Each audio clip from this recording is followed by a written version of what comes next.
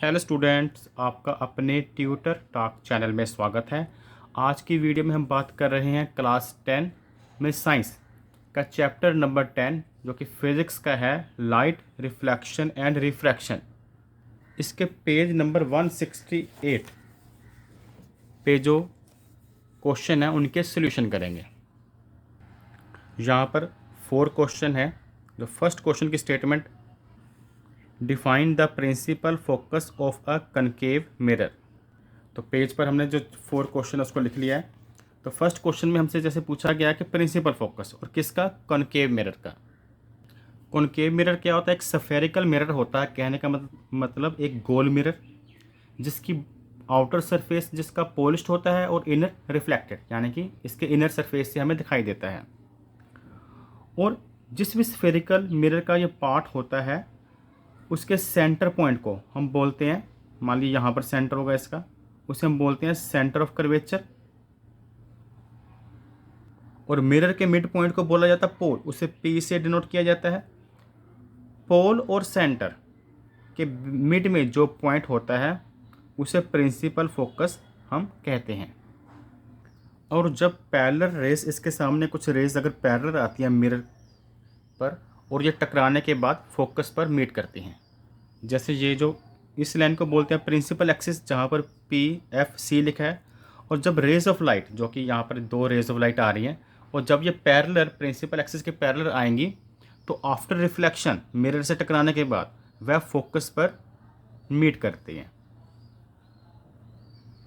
तो इस तरह से इसकी डिफाइन आप लिख सकते हैं, it is a point on the principal axis where a beam of light coming parallel to the principal axis. जब बीम ऑफ लाइट्स पैरेलल आती है प्रिंसिपल एक्सिस के, after reflection from the mirror the rays of light converse.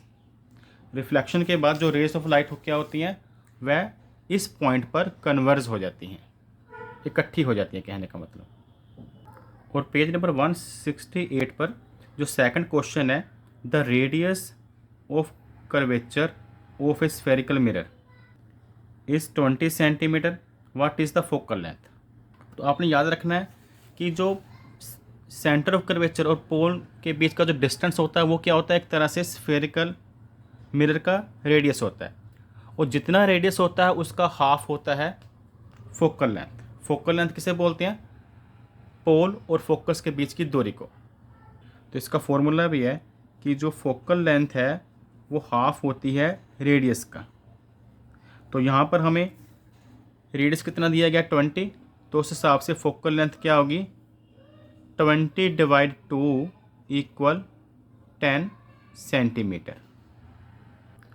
Third question में पूछा गया, name a mirror that can give an erect and enlarged image of an object.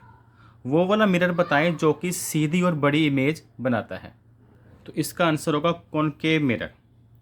जब object principal focus और पोल के बीच में कहीं होता है तो जो इमेज होती है वह मिरर के पीछे इरेक्ट और इनलार्ज्ड बनती है। तो इस तरह से थर्ड क्वेश्चन का जो आंसर है वो है कॉनकेव मिरर। और पेज नंबर 168 का जो लास्ट क्वेश्चन है, question number 4, why do we prefer a convex mirror as a rear view mirror in vehicles. कहने का मतलब जो व्हीकल्स होते हैं उसमें हम देखने के लिए पीछे से कन्वेक्स मिरर का प्रयोग क्यों करते हैं। तो इसका आंसर है कि we prefer convex mirror for observing the traffic behind us because its field view is much larger than the plane mirror.